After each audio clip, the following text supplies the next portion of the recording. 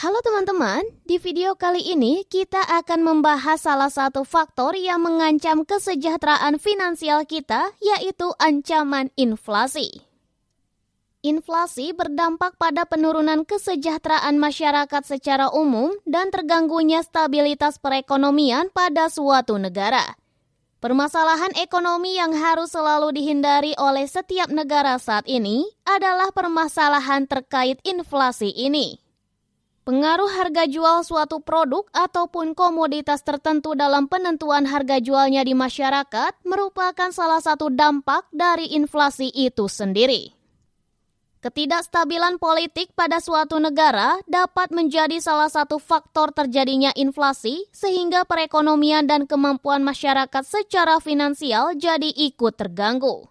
Jika ini terus berlanjut, tingkat inflasi bisa semakin tinggi dan sulit untuk dikendalikan. Secara umum, inflasi terjadi lantaran banyaknya permintaan dari masyarakat, pertambahan penawaran uang, dan peningkatan biaya produksi. Kondisi inflasi di suatu negara dapat menimbulkan akibat buruk dari segi kegiatan perekonomian dan kesejahteraan masyarakatnya. Dampak inflasi di suatu negara dapat menyebabkan timbulnya keresahan masyarakat, apalagi jika terjadi secara berkala. Kenaikan harga karena inflasi dapat menyulitkan masyarakat, terutama bagi masyarakat yang memiliki penghasilan rendah. Untuk mengatasi inflasi, pemerintah perlu menerapkan kebijakan ekonomi yang tegas dengan berfokus pada kesejahteraan masyarakat. Lalu berdasarkan data dari Badan Pusat Statistik atau BPS tentang data inflasi di beberapa daerah di Indonesia, pada September 2022 terjadi inflasi sebesar 1,17% dengan indeks harga konsumen atau IHK sebesar 112,87.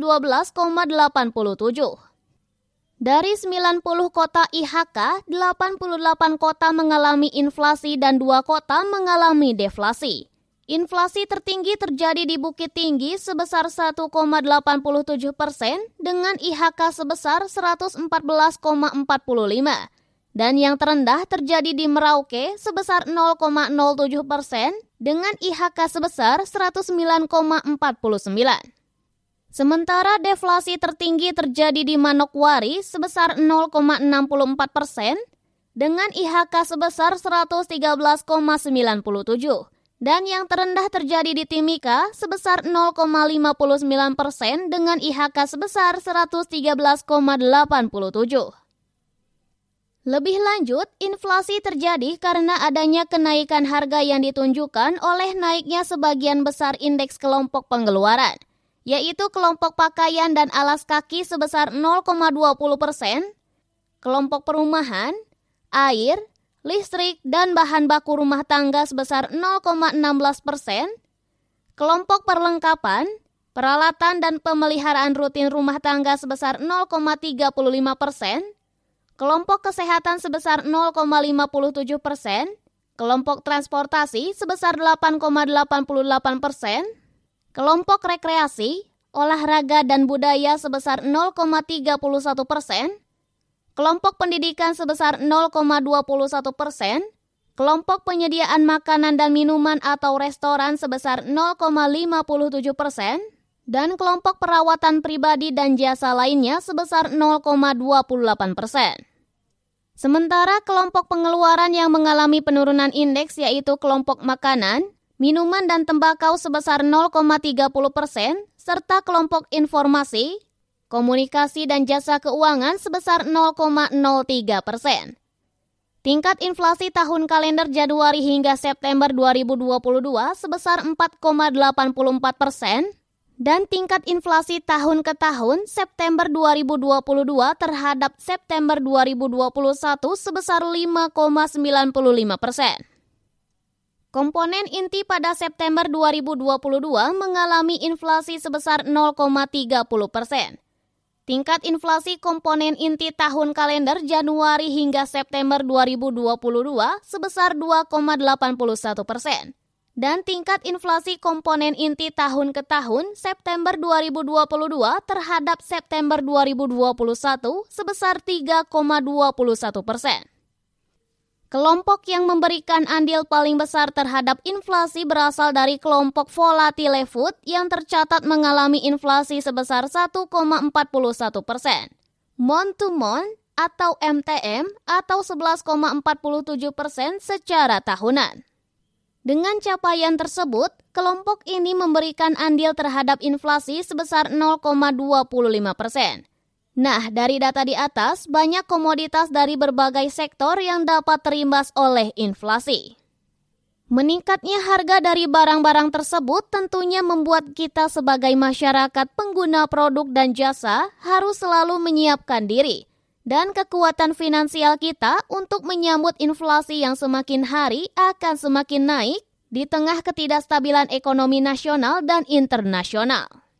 Kita pun bisa melihat bahwa untuk kebutuhan, terutama kebutuhan rumah tangga, selalu mengalami kenaikan harga dari tahun ke tahun. Nah, dari pembahasan tadi, kita dapat menyimpulkan dampak-dampak dari inflasi ini bagi kesehatan finansial masyarakat suatu negara. Di antaranya, 1. Menurunkan kesejahteraan masyarakat. Dampak inflasi akan menurunkan kesejahteraan masyarakat yang memiliki penghasilan tetap. Karena inflasi, harga barang di pasar akan naik, sedangkan penghasilan masyarakat tidak akan berubah. Hal ini dapat menurunkan kesejahteraan masyarakat karena daya beli masyarakat menjadi rendah. Ketika daya beli menurun, maka banyak kebutuhan yang tidak dapat terpenuhi. 2. Distribusi pendapatan akan memburuk. Inflasi akan menguntungkan apabila tingkat pendapatan suatu negara lebih tinggi dibanding laju inflasinya. Namun secara umum, jumlah yang memperoleh keuntungan lebih sedikit dibanding mereka yang merugi.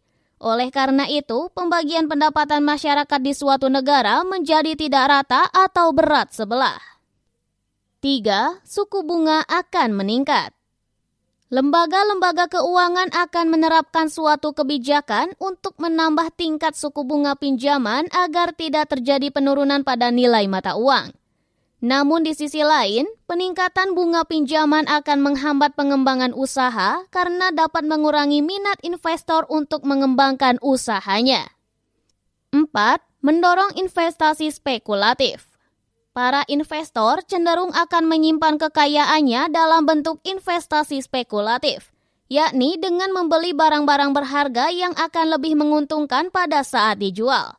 Nilai barang spekulatif tidak akan menurun karena kasus inflasi di suatu negara. Contohnya saja seperti tanah, emas, dan sebagainya. 5. Distribusi barang tidak merata. Pendistribusi barang dan produk kebutuhan relatif tidak adil karena adanya penumpukan dan konsentrasi produk pada daerah yang masyarakatnya dekat dengan sumber produksi. Selain itu, distribusi juga akan menumpuk kepada masyarakat yang memiliki uang banyak. Oke, sampai di sini dulu pembahasan kita. Kita berdoa saja semoga di negara kita ini inflasi dapat dikendalikan oleh pemerintah, sehingga tidak terjadi lonjakan harga yang signifikan secara terus-menerus. Sampai jumpa lagi.